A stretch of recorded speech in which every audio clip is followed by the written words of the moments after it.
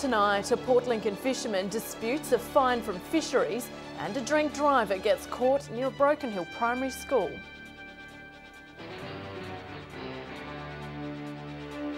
From our 7 Spencer Golf Studios, your nightly news with Casey Treelaw begins now. Good evening. A Port Lincoln man has found himself in hot water with fisheries after receiving a fine for collecting scallops last month near Coffin Bay. He says he hasn't breached any regulations and will take it to courts to prove his innocence. He says he's an innocent man being wrongfully accused by fisheries. No one can actually give me in writing, this is the law which we're prosecuting you under. John Fraser and his sons were diving for scallops off Coffin Bay, collecting them and taking them back on board to properly measure and take count. The fisheries vessel approached us and said, "You guys, what are you doing?" I said, "Well, we are in the process of measuring and counting our scallops." They said, "Well, you need to stop doing what you're doing because you're not allowed to do that." According to fisheries, you need to measure and count all scallops while underwater. You cannot find anywhere where there's a law that says I must measure and count scallops on the seafloor. John says he contacted Fishwatch, an agency under PIRSA Fisheries which offer advice around regulations for commercial and recreational fishermen. Fishwatch said, "No worries, you can bring them aboard, you can measure and count." Fisheries are now prosecuting Mr Fraser, who has gone to his local MP to try and understand what he's done wrong. But member for Flinders Peter Treelaw says he doesn't know what regulation has been broken either. It's unclear what the law states in relation to this. What I've done as a result of that is written to the Minister seeking clarification. PIRSA has declined to comment at this time. Nathan Regter, 7 Spencer Golf News. Whyalla police are hunting for a man who allegedly assaulted 2 people overnight. Just after midnight, 2 men confronted another man, breaking into their car on Rudall Avenue. The suspect then allegedly assaulted a 55-year-old man with a plank of wood and threw rocks at a second. The suspect fled on foot and was last seen heading towards McBride Terrace. Police are looking for a man of Aboriginal appearance, up to 170 centimetres tall, who was wearing a black jumper and grey or white pants. Anyone with information is being asked to call Crime Stoppers. Broken Hill police are stunned after a drink driver was caught near a school zone earlier this week. Officers say the woman was picking up a friend's kids from a local primary school when she returned a positive reading. Patrick Reinke has the details. It was just after 3 o'clock, police patrolling here around Morgan Street Public School when they spotted the 43-year-old woman driving erratically. She turned onto Iodide Street, reportedly failing to indicate before parking in a no-stopping area. The Highway Patrol unit pulled in behind the woman to conduct a traffic stop and RBT. When police asked if she had consumed any alcohol within the past 15 minutes, she allegedly said, "I finished a can of Woodstock bourbon and cola just before 3 o'clock. I'm doing a friend a favour picking up his kids from school. He gave me a Woodstock to thank me. I didn't want it, but I took it anyway." It was 3 o'clock, it was in a school zone. She was going to pick up kids from school at the time, which is all really concerning when you put everything together. She returned a positive reading and was taken to Broken Hill Police Station for further analysis. Before being transported to the station, police say while the woman was collecting her belongings, she had another drink of the Woodstock bourbon from the car. She recorded a reading of .065. Low-range PCA willfully alter the concentration of alcohol before a breath analysis, and her licence has been suspended. The woman was also fined for parking in a no-stopping zone. A Whyalla man's car was impounded after allegedly doing burnouts near 8 Mile Creek. Police were called to Malakwana Road just after 6 p.m. on Tuesday. On arrival, a white Holden Commodore fled the scene, but police obtained the car's registration details. Tracking it to a Whyalla Stewart home, the suspect fled on foot but was eventually arrested.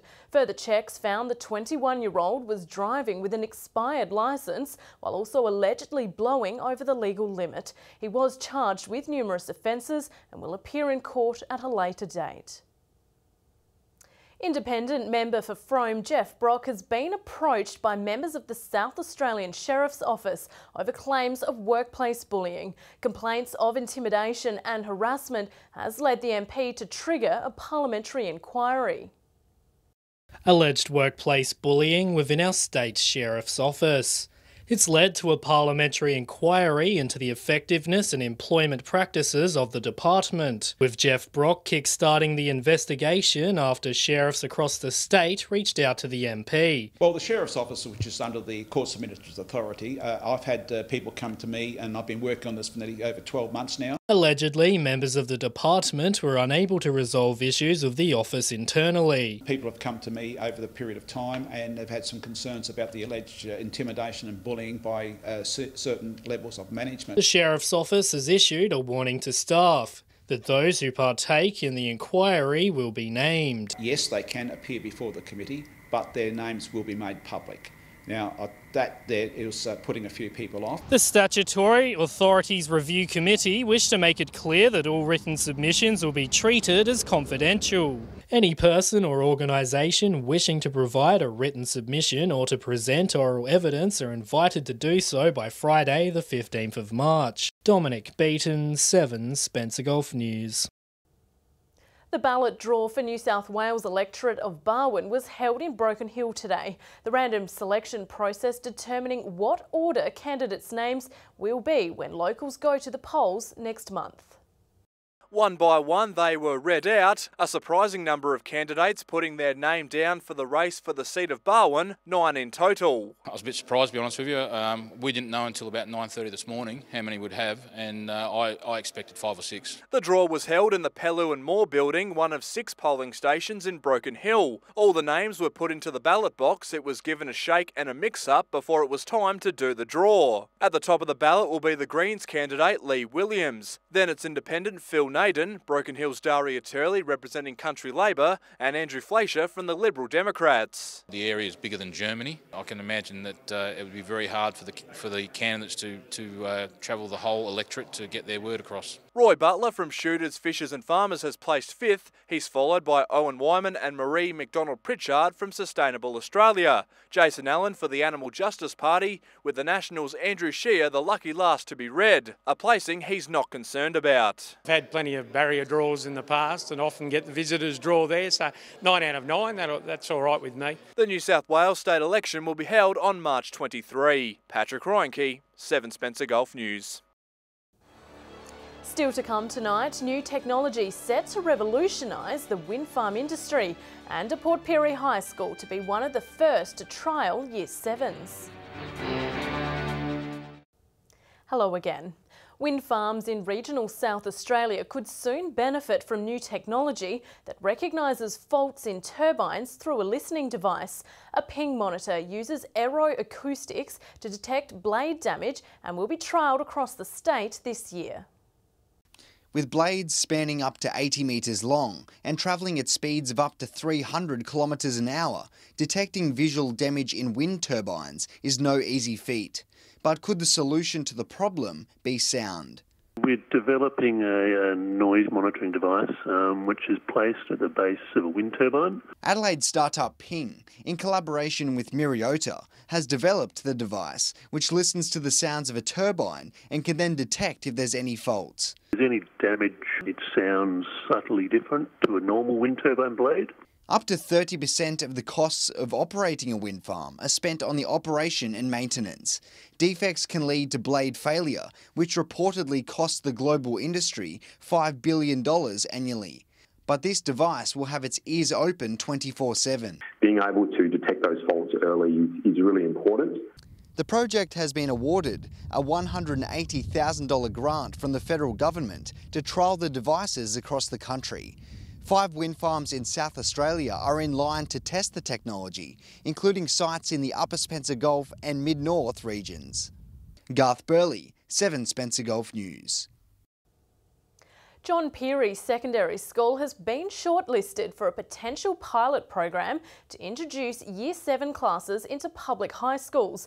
Only 3 schools across the state have been earmarked for an early rollout of the change.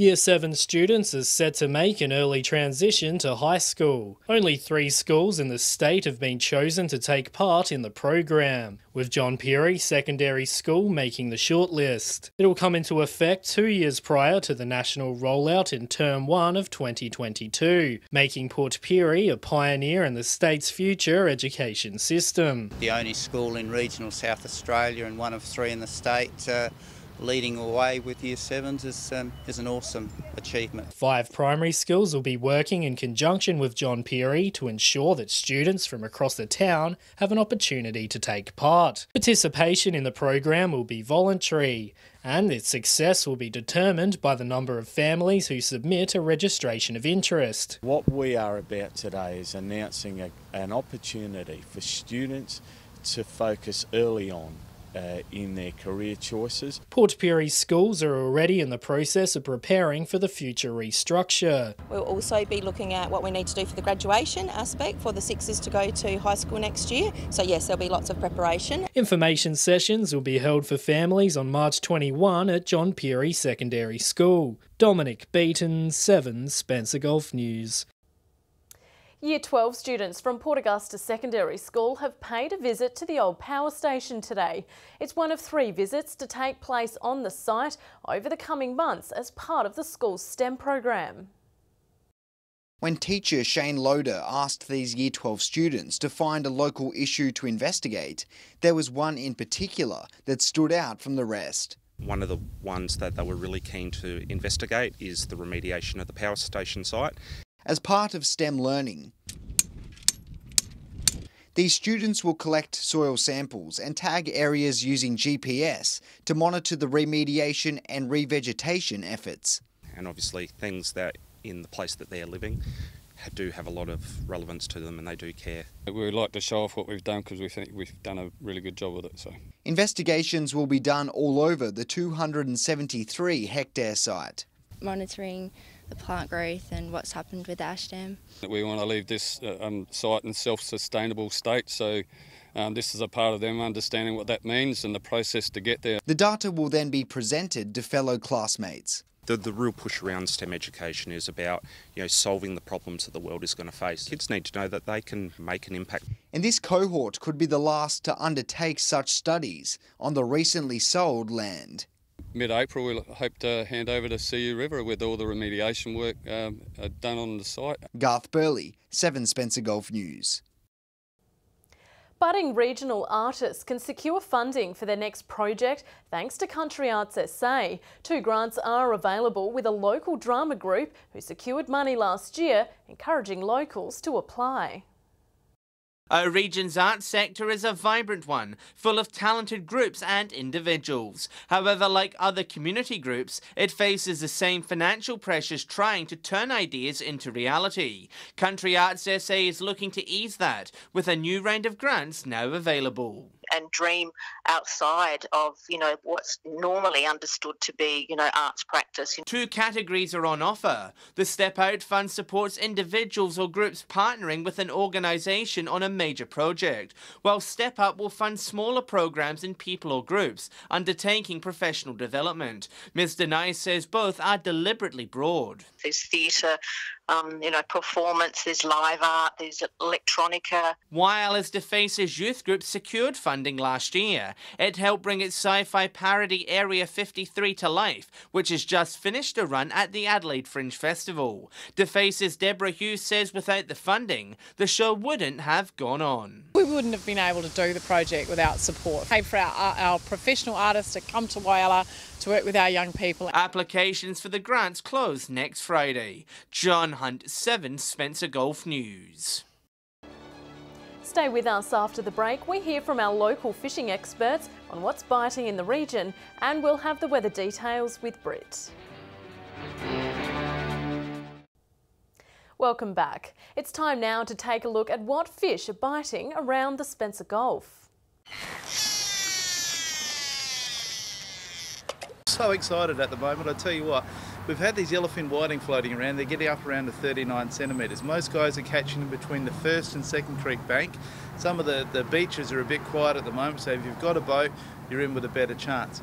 We also look at this particular time, we've got some garfish at nighttime dabbing, and it's a bit like if you're old like me, like mushrooming in the old days. You go and pick up the big ones that you want, so you've got to do it at nighttime.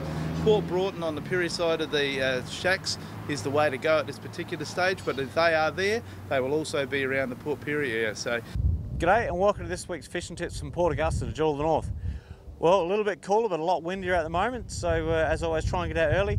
Crabs are everywhere as you'd expect in March, and they're nice, big and full of meat. Some really nice silver whiting out in the middle banks, and with these winds they'll be stirring up, or the ground will be getting stirred up, and the whiting will be on the bite out there as well. Lots of salmon up and around the creeks, and the odd snook is actually turning up as well. And that's all we have from the Jewel of the North. G'day and welcome to Fishing Tips in Port Lincoln. We'll start over the Coffin Bay side this week. There have been a few legal whiting in the bay, but the salmon, trout and garfish have been making up the bulk of the catch over there. Over to the Port Lincoln side, the crabs are still going pretty well in the bay. They're really nice sized crabs, so you don't need a massive amount for a feed. Moving up to Port Neal, there's been some nice yellowfin whiting on the local beaches up there. Well, that's all we've got for this week. We'll see you again with more fishing tips next week.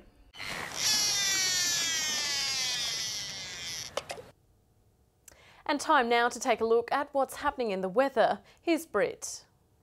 Thanks, Casey. It's been a partly cloudy day across the region. Port Augusta reaching 30 degrees, Whyalla 28, Port Lincoln 25, Broken Hill 26, Port Pirie 29 and Adelaide 26. To the skies, and they've been mostly clear today thanks to a broad high pressure system, with a ridge moving slowly over the coming days ahead of a front on Sunday. Looking at the Gulf waters now, southerly winds tending southwesterly at up to 20 knots, seas to 1 metre, and sunrise is due at 12 minutes past 7 tomorrow morning. We've got another partly cloudy day coming our way with slightly warmer temperatures. Port Augusta 35 tomorrow, Whyalla 33, Port Lincoln and Coffin Bay 26, Woodner 34, Corn 33, Broken Hill 32, Port Pirie 34, Clare 30, Cleve and Kadina both 31. And conditions should remain fairly consistent into the weekend, with that front bringing lower maximums on Sunday or Monday.